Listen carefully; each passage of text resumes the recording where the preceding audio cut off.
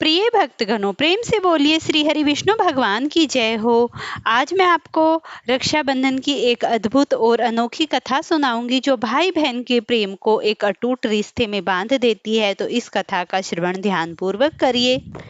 रक्षाबंधन की कथा भाई बहन की पवित्र प्रेम का प्रतीक है, जिसकी जड़ पौराणिक कथाओं से गहराई से जुड़ी है। इस दिन बहनें भाइयों की कलाई पर राखी बांधकर उनकी लंबी उम्र और सुरक्षा की कामना करती हैं।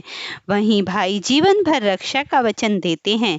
रक्षाबंधन की कहानी एक वो पौराणिक कथा है जिसमें रक्षाबंधन की कथा हिंदू पौराणिक कथाओं में से है। यह पीढ़ी दर पीढ़ी नीचे परित हो गई। हिंदू पौराणिक कथाओं के अनुसार इस त्योहार की शुरुआत भगवान श्री कृष्ण द्वारा अपनी बहन सुभद्रा के दिए गए प्यार और सुरक्षा को मनाने के लिए की गई थी। सुभद्रा एक युवा लड़की थी जो युद्ध के लिए जा रहे अपने भाई भगवान श्री कृष्ण के बारे में चिंतित थी। वह उसकी रक्षा करना चाहती थी और उसकी सुरक्षा सुनिश्चित करना चाहती थी। इसीलिए उसने अपने भाई की कलाई पर एक पवित्र धागा बांध दिया, जिसके राखी के रूप में जाना जाता है। यह इशारा उसके भाई के प्रति उसके प्रेम और सुरक्षा का प्रतीक है। भगवान श्री कृष्ण अपनी बहन के इस प्यार को पवित्र और हमेशा उसकी रक्षा का वचन देते थे। राखी बांधने की कहानी उतनी ही महत्वपूर्ण है जितनी कि राखी का हिंदी में अर्थ है। यह हिंदू पौराणिक कथाओं का एक केंद्रीय हिस्सा बन गई और इसे भाई बहनों के बीच की सुरक्षा के प्यार को बंधन को दिलाने वाला त्योहार माना गया। इस दिन बहनें अपने भाई की कलाई पर राखी बांधती हैं, जो उनके प्यार और सुरक्षा का कवच होता है। आज उसी अद्भुत प्यार की गाथा को सुनिए। जैसा कि हम सभी जानते हैं, श्रावण मास का महीना शक्ति का प्रतीक माना जाता है। इस महीने में पूरा संसार खुशी और उत्साह से भर जाता है और इसी माह में पूर्णिमा को रक्षाबंधन का पर्व मनाया जाता है। एक समय की बात है, एक नगर में एक साहूकार रहता था। उसके 3 पुत्र और 3 बहुएं थी। साहूकार की सबसे छोटी बहू बहुत सुशील और संस्कारी थी। इसके साथ ही वह भगवान श्री कृष्ण की परम भक्त थी।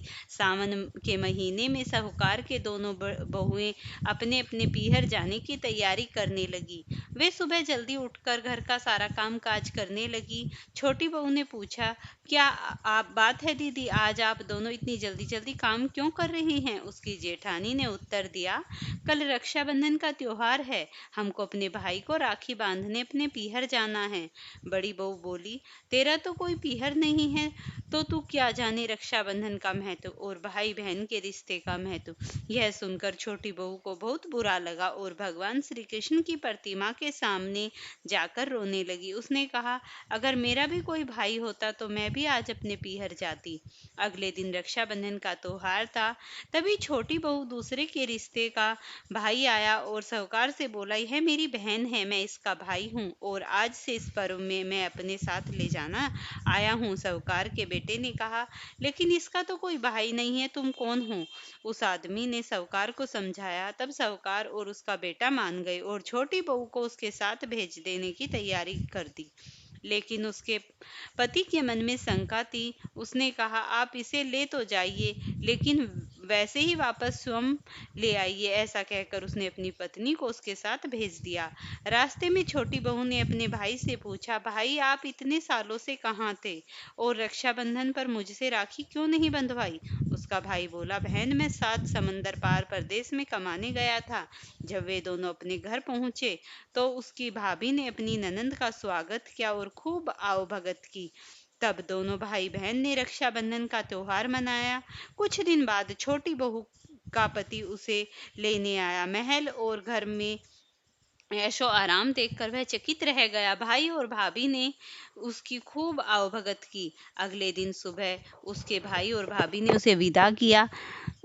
करते समय खूब सोना चांदी हीरे जवाहरात देकर भेजा। थोड़ी दूर जाने पर छोटी बहू के पति को याद आया कि वह अपना कुर्ता भूल आया है। उसने कहा, मैं अभी कुर्ता लेकर आता हूँ। छोटी बहू बोली, कोई बात नहीं, वह पुराना कुर्ता है। लेकिन वह नहीं माना और वापस चल दिया।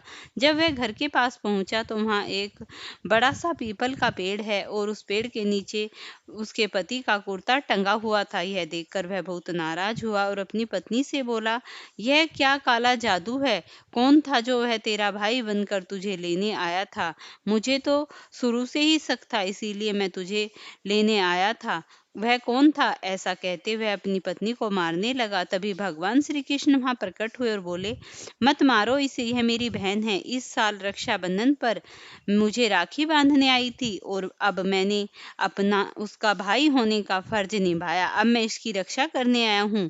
इसे मैंने अपनी बहन माना है। यह देखकर और सुनकर वह पति चकित रह गए और भगवान श्री कृष्ण के चरणों में गिर गया। उसने भगवान से अपनी की हुई गलतियों की क्षमा मांगी।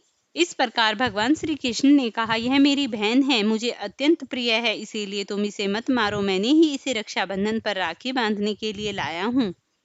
तब उसका पति भगवान श्री कृष्ण के सामने गिड़गिड़ाता हुआ बोला, हे प्रभु, मुझे क्षमा कर दीजिए, मैं आपकी रहस्यमयी माया को नहीं जान पाया। तब भगवान ने कहा, कभी भी किसी का अनादर नहीं करना चाहिए।